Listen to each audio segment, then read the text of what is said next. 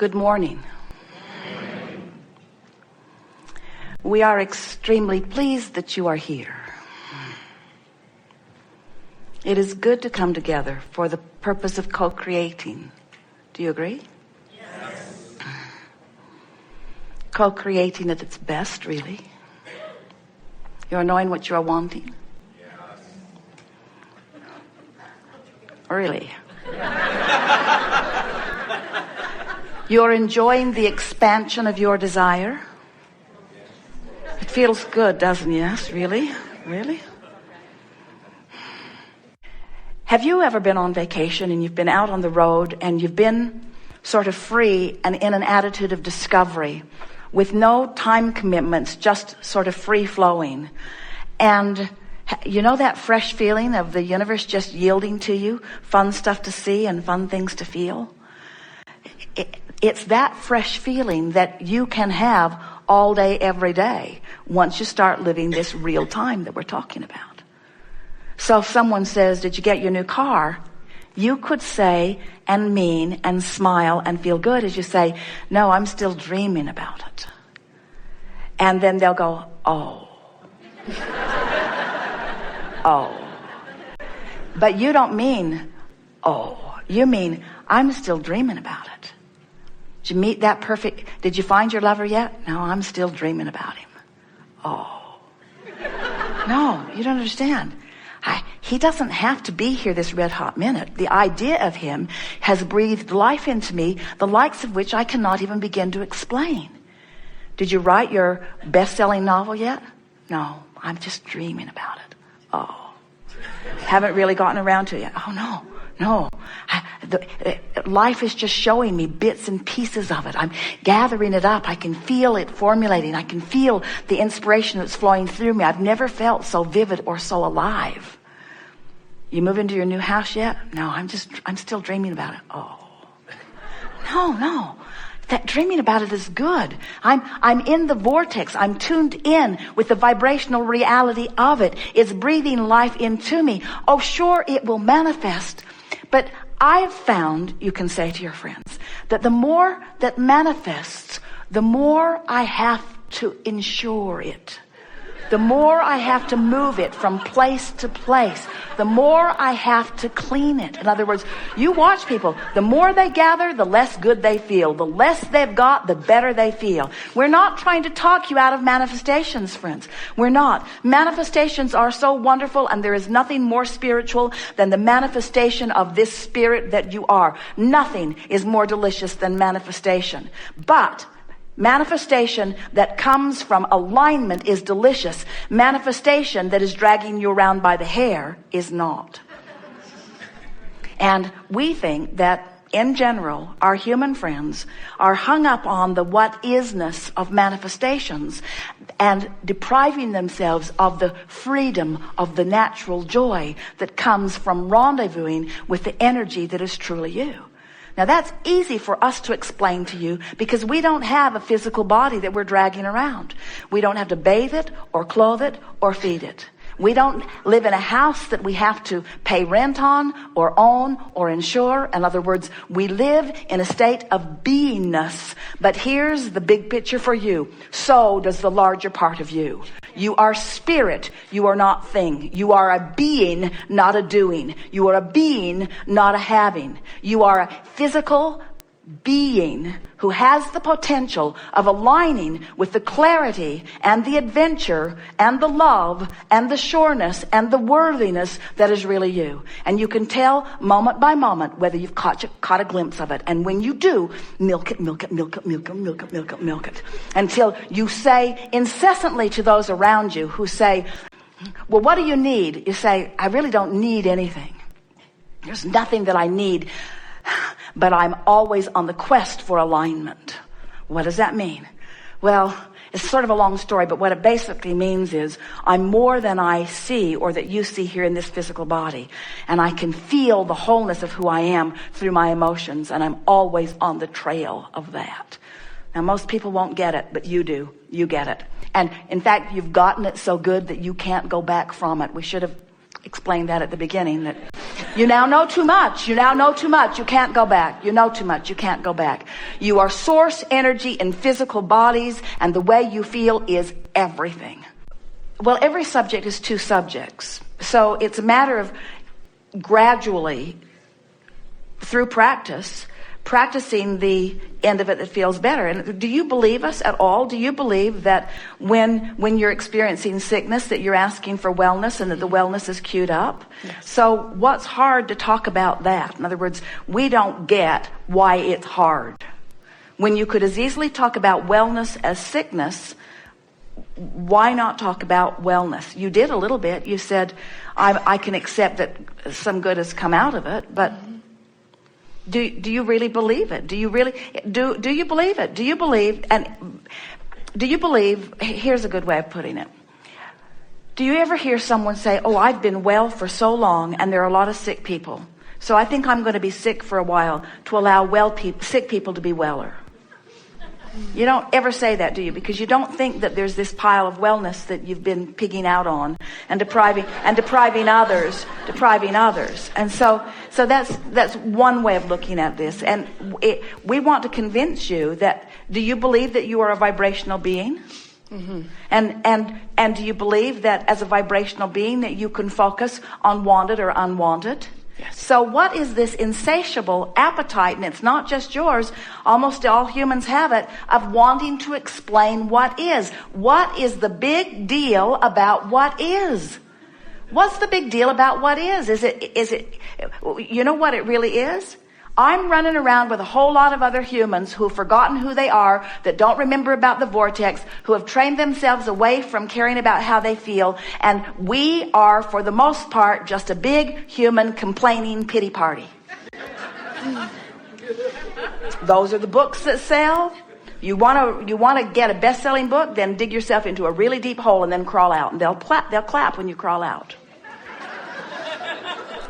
We're just trying to get your attention a little bit here. We want to convince you that you don't have to tell the story about reality. You can tell the story about vibrational reality. But when you say it's hard, I can't do it, I don't know how to do it, that only means that's because you practice the reality story more than the vibrational reality story. Do you know anybody? Have you ever, and we won't tell, have you ever told a fib for so long that you forgot it was a fib? Do you know people who lie really easily? That's what we want from you. We want you to take a departure from reality and train yourself into the improved reality, into the wanted reality. We want you to train yourself. But so many of you have believed that you've got to tell it like it is. And so someone says, "How are you?" And you don't feel that good. And you feel like you should tell them, "Well, I really don't feel that good." And they didn't really care. They didn't really mean, "How are you?" They meant, "Hi." So just practice as best you can. And so the answer to your question is, how can you practice the better feeling when the reality isn't there yet? And we say, catch yourself at the best moments that you can find and emphasize that to yourself. And do it over and over again. Just find the best feeling moment that you can find and practice it from then. And it is our promise to you. It will get better and better and better and better and better. So now, speculate just for a little bit. Think about how, have you ever, let's find some simple ideas. Have you ever got an idea that you'd like to refurbish your house or buy new furniture? And do you remember that, how good it felt? Did you ever look through catalogs and kind of start forming an image of how you'd like it to look? And didn't it feel better than when you got into the throes of trying to gather it all up? Or pay for it? Or find someone who could coordinate it? In other words, isn't it easier to feel good in the envisioning stage? And what we want you to come along, and we can feel you starting to move with us. What we want you, if we could convince you that your life is about the way you feel, then it wouldn't matter to you if you're dreaming the new furniture or if you're placing it. If we've really convinced you that how you feel is where it's at. So movie makers just keep dreaming new movies. Authors just keep dreaming new books. Songwriters just keep writing new songs. The creative people never rest on their laurels. The happy creative people only stay happy and creative because they keep writing the next song. You see what we're getting at? They keep painting the next painting. Do you really think the world needs another painting? No, but painters want to paint. Sculptors want to sculpt. Songwriters want to write songs. Musicians want to make music. In other words, you're getting the hang of it, aren't you? In other words, you want to flow the energy. That's how you mold the clay. You want to flow the energy. You want to think the good feeling thoughts. You want to sing the good feeling songs. You want to think the good feeling thoughts. You want to think the good feeling thoughts. You want to think the good feeling thoughts. You don't want to think bad feeling thoughts. You want to think the good feeling thoughts. Now think about it. As we watch people building empires, as we watch relationships coming together, as we watch movements coming into being, do you know that far and away the majority of the movement happens before there is any physical stuff that even comes into being? In other words, as you dream your empire, as you dream your dream employees, as you dream your dream product, as you dream the world's response to it, as you dream that, it's all pure because there's no reality that's clashing with it. You got to dream it as you wanted to dream it. But when you start facing reality and reality clashes with the dream, that's when you lose your connection, and that's when your dream slows down. For example, because the laws of the universe are always working for you to show you this. There's not a shred of evidence anywhere in the universe to the contrary of what we're speaking here. So as you hear it and you begin watching for it, it will show itself to you over and over again till you'll feel your own true power. So let's say, have you ever had an experience, more prevalent with men than women, but it happens, where you are having a fist fight with someone. You've actually come to blows. But there was a point before you, or before someone, we'll say you, threw that first punch. There was a point where you could have held that punch back and it would have been better. Because your nose wouldn't have been broken. And you wouldn't now be in jail.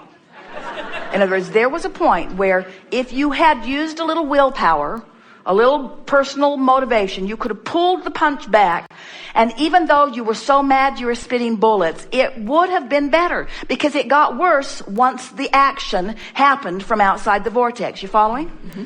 Have you ever been in the midst of an argument with someone where the more you spewed, the worse it got? It just got bigger and badder and bigger and badder and bigger and badder till it came to blows. Wasn't there a point where if you could have just held back, it would have been better? Aren't there things you have said that you just wish you hadn't said? But once you've crossed that sensitive line, it's crossed. In other words, you can't really take that perspective back.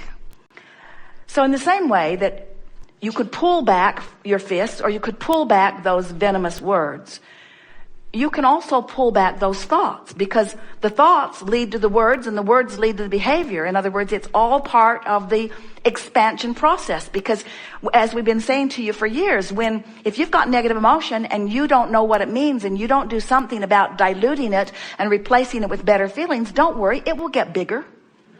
Because law of attraction insists that it will. And if you still don't do something about it, it will get bigger. And if you still don't do something about it, it will get bigger. Law of attraction insists that it will. And the thing that's so interesting, and this is what we so want you to hear, leading edge creators out here on the leading edge, hearing things for the first time today ever, as that whirlwind, as that vortex of what you don't want gets bigger, as that problem gets bigger, so does the solution. And it is the relationship between the problem getting bigger and the solution that gets bigger that equals the strain within you. In other words, we so want you to hear that, and you said something similar to that to us when you sat down. If the problem didn't get this big, then the solution wouldn't be this big. So the question really is, how big a price am I willing to pay for my solutions? And we want to say to you, we think you're done. In other words, you've got enough in this vortex to keep you busy for 20 or 30 lifetimes. We really don't think that there is any virtue in suffering into this expansion. In other words, that you will